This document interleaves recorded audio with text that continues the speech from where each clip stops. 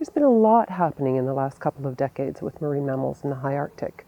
Most of them are mediated by sea ice changes. The animals that I work with are seals and whales that are ice affiliated. And we've seen really dramatic change. In Svalbard, the archipelago, where I do most of my high Arctic work, we've had dramatic collapses of sea ice. Up until 2005, we had status quo, running research programs as we had for decades. And in 2006, West Coast and North Coast, there was no sea ice. Just suddenly, unpredicted, unprecedented collapse in sea ice. And it really hasn't recovered.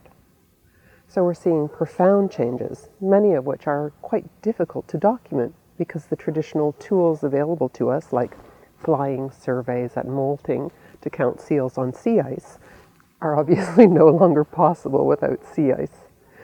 But things are really dramatic. We see massive behavioral changes in ring seals tagged before the sea ice collapse and after the sea ice collapse. We see that they're living in a very, very different world. They still travel to the summer sea ice that they used to occupy, but they have to travel much, much further. They're not doing area-restricted search anymore because it doesn't seem like they find food concentrations the way they did before. They're diving deeper and for longer and resting less, all of which means, of course, it costs much more to get the food that you require, and that will eventually have reproductive consequences and growth consequences for these animals. And you see that kind of phenomenon in many different species right now.